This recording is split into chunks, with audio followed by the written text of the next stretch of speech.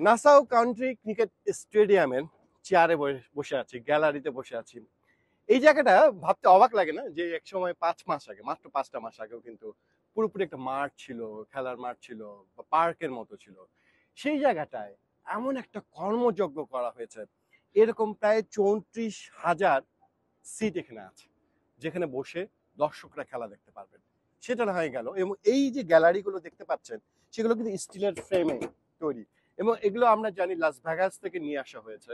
এখানে বিভিন্ন রকম টুর্নামেন্ট হয়, বেসবল বা অন্য কিছু টুর্নামেন্ট হয়, সে সমস্ত বা কালচারাল অনুষ্ঠান হয়, সে সমস্ত যেসব গ্যালারি ইউজ করা হয় সেসব লাস ভেগাস থেকে এনে এই গ্যালারিটা কিন্তু তৈরি করা হয়েছে, মানে আর্টিফিশিয়াল।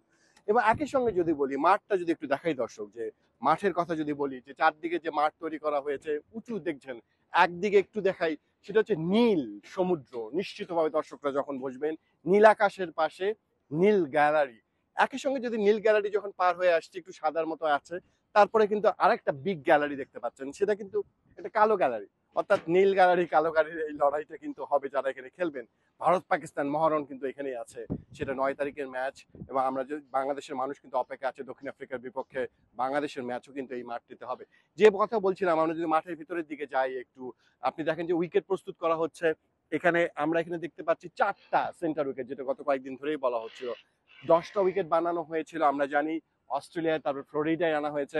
যে উইকেটগুলো দেখছেন মাত্র 20টা ট্রাকে নিয়ে আসা হয়েছে, এবং এই একটা ড্রপ ইন উইকেট সেটা তৈরি করা হচ্ছে শেষ মুহূর্তের জন্য। 4টা উইকেট আমরা দেখতে পাচ্ছি। এবং এই যে স্টেডিয়ামের কাঠামো, সেটা যদি চারদিকে বিলবোর্ড গুলো দেখা যায়, সবকিছু মিলে সুন্দর একটা কাঠামো। এবং আমি যদি আর একটু দেখানোর চেষ্টা করি যে মিডিয়া, বিভিন্ন দেশের গণমাধ্যম এসছে, আমরা জানি ওয়ার্ল্ড কাপ মানে একটা অন্যরকম মহাযজ্ঞ, কিন্তু 20টা দেশের খেলা, সমস্ত গণমাধ্যম কর্মীরা আসবেন, সেখানকার প্রেস বক্স কেমন হবে, এরকম অনেকের চিন্তা ভাবনা। আমরা ছিলাম যে প্রেস বক্সের জায়গাটাকে হবে কিনা, কিন্তু আমরা দেখতে পাচ্ছি যে একদম উপরে এই যে শেডটা দেখতে পাচ্ছেন, এটা কিন্তু পুরোটা একটা প্রেস বক্স।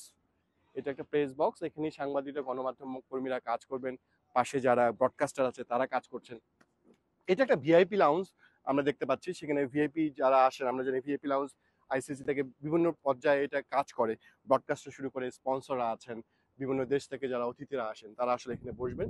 এবং দারুণ একটা ভিউ এখান থেকে যদি বলি, ইউ ক্যান ইম্যাজিন যে এখান থেকে খেলাটা কি সুন্দরভাবে দেখা যাবে, সেটা আসলে চিন্তা করা যায় না। এই যে এখান থেকে ভিউটা যদি আমরা দেখার চেষ্টা করি, এবং চারদিকে এত শান্ত কোলাহল মুক্ত একটা জায়গা, চারদিকে আমরা দেখেছিলাম যে মাঠ আর সবুজ সবুজ প্রকৃতি যেভাবে রাখা আছে চারদিকে, এবং যেটা বলছেন একটা পার্কের মতো একটা জায়গায় ছিল, সেখানে স্টেডিয়ামটা হয়েছে।